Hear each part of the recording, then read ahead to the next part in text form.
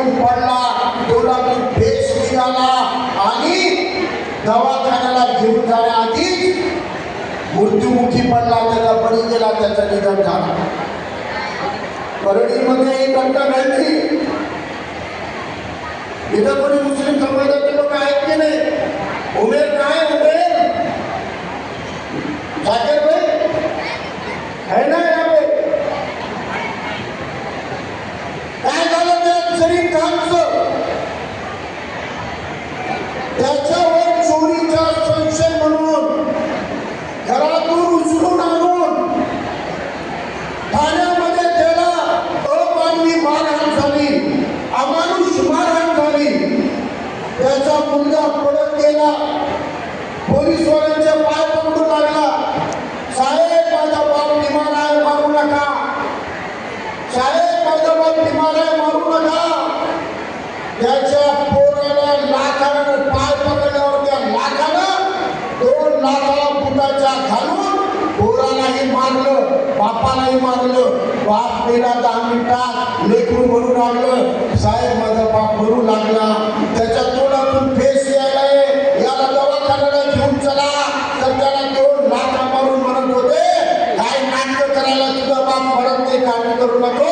आणि आणखीन मारहाण केली. इतक्या अमानुष पद्धतीनं या शरीर खानला या परळी शहरातल्या पोलिसांनी मारहाण केली आणि तो मृत्युमुखी पडला. पोलिसांच्या कस्टडीमध्ये एक मुस्लिम समाजाचा गरीब मेकॅनिक बळी जातो, त्याला मारले जाते. तेव्हाच्या तेव्हा मुस्लिम समाजाची गर्दी जमते आणि दवाखान्याच्या बाहेर प्रचंड गर्दी जमते. काही पुढारी जमा होतात, लोकांना म्हणतात न्याय मिळेल, इन्साफ मिळेगा, न्याय मिळेल, सगळ्यांना घरी जा म्हणतात. सगळे घरी जातात, नेते डीएम कडे जातात. त्या पोलिसांच्या आकाला मॅनेज होतात, काहीतरी चिडमिडी घेतात. असं काहीतरी घडतं की दुसऱ्या दिवशीपासून जलील खानचा विषय संपतो. कोणी जलील खानसाठी आवाज उचलत नाही, कोणी जलील खानबद्दल बोलत नाही.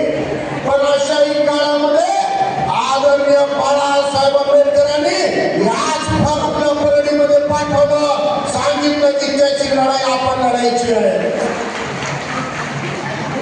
या जलील खानसाठी मिलिंद गाडगे भाऊनी त्यांच्या पूर्ण टीमला, या सगळ्या कमिटीनं बरोबर मेहनत केली, राबले आणि या परळीमध्ये त्या आकापाकाच्या विरोधामध्ये विशाल मोर्चा काढण्याचं काम वंचित बहुजन आघाडीने केलं होतं.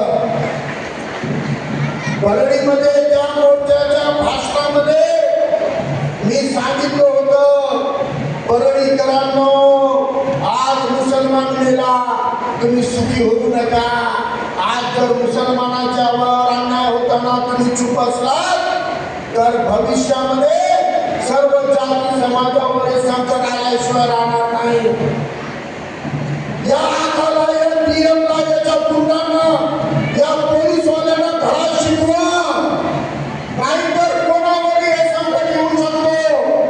आजही माझा परळीचा भाषण फेसबुकवर आहे, काढू नाही का? आणि तेव्हा या जलील खानसाठी नुसतं परळीमध्ये नाही, अख्ख्या महाराष्ट्रातल्या 25 जिल्ह्यामध्ये आदरणीय बाळासाहेबांच्या आदेशानं याच परळीमधून मोर्चे काढले होते की जलील खानला न्याय द्या. आणि जेव्हा 25 वर्षे घालू नये, जलील खानच्या जातीतले या परळीमधला कोणताच नेता पुढे आला नाही. त्याच्या घरचे लोक आमच्या सोबत आले नाही, त्याचे रक्ताचे नातेवाईक आमच्या संग आले नाही. आम्ही एकाकी 25 जिल्ह्यामध्ये मोर्चे काढलो, बोंब मारलो, त्याच्या न्यायाची लढाई आम्ही लढली. आम्ही लढाई का लढली?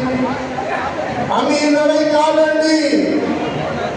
अरे जे लढण्याला भितात अशा भित्रांना मला सांगायचं आहे, मग ते भित्रे कोणत्याही जाती धर्माचे असोत, माझ्या जाती धर्माचे मुसलमानाचे भित्रे असतील, त्यांना सुद्धा मला सांगायचं आहे, अन्यायाच्या विरोधामध्ये जर तुम्ही लढत नसाल तर तुम्ही कोणता दूध पिऊन आला नाही,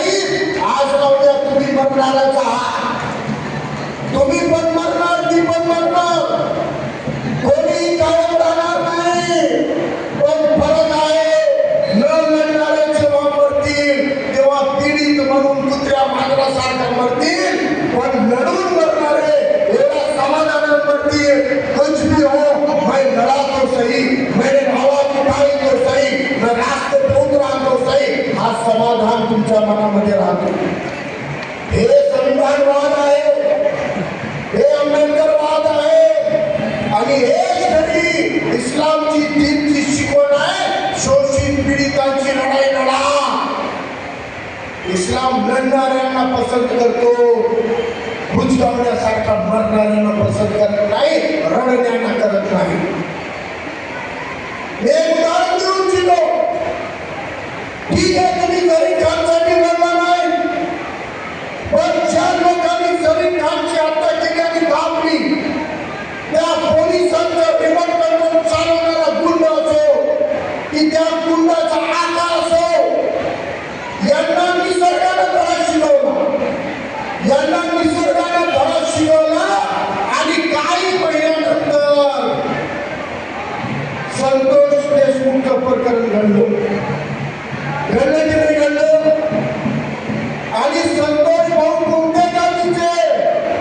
288 पैकी 180 आमदार त्या जातीचे. त्या आमदार जाती सत्ताधारी जातीच्या संतोष भाऊला सुद्धा त्याच पक्षाच्या त्याच महायुतीच्या गुंडांनी अमानुष पद्धतीनं मारलं. जरीन खानला मारणारे पोलीस संतोष भाऊच्या हत्याकांडामुळे बळकट करण्यात आले.